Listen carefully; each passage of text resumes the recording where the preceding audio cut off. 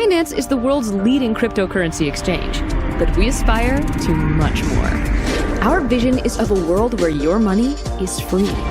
That means freedom of choice, exchange, and transaction. That's why, with the Binance Decentralized Exchange, fiat on-ramps around the globe, and an entire blockchain ecosystem fueled by Binance Chain, we're working to bring the freedom of money to anyone, anywhere. Binance. Exchange the world. Swift local lockdowns, mass testing, and people being confined to residential compounds until there are no locally transmitted remain key to China's pandemic response. 1 year ago, things in China were very different. Around the time of the 2020 Lunar New Year, people had already brought COVID-19 back to their families. Hospitals in Wuhan were overwhelmed, and Dr. Li Wenliang, who tried to warn the world of the virus, had passed away. This year, China's central government in Beijing has advised people to stay where they are for the holiday. The government hasn't banned travel, but people are following official guidance. The number of passengers traveling during the 3-day pre-festival rush fell 70% year-on-year. Usually billions of trips are made across China for the Lunar New Year period. Train tickets sell out weeks in advance. Stations are mobbed in the days running up to the holiday. This year, they're not, but while the central government isn't forcing people to stay at home, some bosses are. Any controls are happening at a local level, instead. Zhang *, a law professor at a university in Shijiazhuang, the provincial capital of Hebei, says his workplace had banned him and other teachers from travel. A cluster of COVID-19 cases emerged there last month. While the city has reported no locally transmitted cases over the last few days, his university administration is still on alert. Zhang's workplace, or Danwei, sees the government's voluntary advice as mandatory. In April last year, they requested teachers hand in their passports, to stop them traveling abroad. Zhang told them he'd lost his to avoid giving it over. 8 months on, near the end of the year, his Danwei had each of its employees self-report their travel itineraries in its WeChat groups. They said, one by one, whether they had been to recent virus hotspots. These messages were collected into reports that were sent to the university's Prevention and Control Department. When it comes to social distancing in the most fundamental way, discouraging travel altogether, Danwei have been crucial in ensuring compliance. Danwei were key to how Mao-era China governed. They're less central to people's lives now, but still powerful. Most people are in a WeChat group with the leader of their Danwei, their boss. When your boss tells you it's a bad idea to travel home across the country, it can be hard to argue otherwise. China's epidemic prevention effort has leaned on social organization, not technology. Feng Wuxing, a state-owned enterprise researcher, is back in her home province of Fujian. To leave Beijing, she had to fill in a form stating a reason for why she was leaving, where she was going, and what transport she would take. Her work unit was relatively relaxed about her returning to see her family.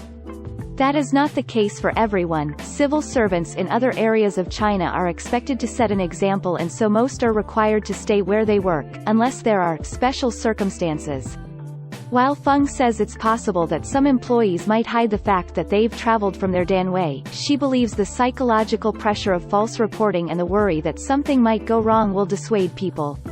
She also notes that the app released by the State Council tracks GPS locations shared by telecom companies and can show which jurisdictions you've been to within the last 14 days. She's more worried about sudden policy changes made by local governments than getting infected. Feng remembers how last year, when she returned to Beijing, she had to quarantine for 2 weeks. It was already April, far later than she'd expected to be able to return. Sudden changes in COVID-19 related policies have been part of China's overall response. If there are new cases in a city, the local government's response follows a set pattern. There is a swift lockdown, mass testing, and everyone waits within their residential compounds until there are no locally transmitted cases. While it may be effective for eliminating the virus, it has a huge impact on people's lives. They are often stuck, in cities where they don't work, for months on end without salaries. And once they do return, that can mean facing another quarantine. The thought of facing quarantine can be enough to put some off travel. From Dongxindian village on Beijing's periphery, migrant worker Ren Shanhu called his neighborhood committee back home in Shaanxi. They told him that even if he tested negative for coronavirus, he would have to quarantine for 14 days if he returned. His family would also have to stay inside. Ren heard stories of committees in the same village enforcing quarantine on one returnee while another, who returned at the same time, was simply advised not to leave. He decided not to return, the uncertainty was too much. Last year, he hadn't been able to return until June and had to pay months of rent as soon as he returned. An announcement by the party's Discipline and Inspection Commission acknowledged that while preventing travel altogether might lead to fewer headaches for officials, it increases social conflicts, adding that damage to the image of the party and government must be corrected. Many migrant workers who decided to return had to quarantine for 2 weeks. Delivery driver Wang Xiaowing was one of those. He returned to his hometown in Hongtong County, Shaanxi Province, a month ago, where he observed local traditions like staying up until sunrise, as there's a local saying that equates it with living longer. He had gotten compassionate leave from work as his father had passed away, from non-coronavirus-related causes, but the logistics company Wang works for, SF Express, wants its couriers to keep working. It has offered them bonuses as the online shopping habits of consumers have only become more entrenched since the COVID-19 outbreak. It's not alone in offering incentives for workers to stay. Local governments have offered subsidies, gifts, and shopping discounts. Had Wang stayed in Beijing, he would have received a bonus of around £100 a day of the holiday, on top of his usual RMB 10,000 £1,120 each month. It was not enough to keep him there. Even if his father hadn't passed, he says he would have still returned out as his mother needs company. The bonuses and the self-quarantines can't trump family. You can never work enough, and never make enough money, he says.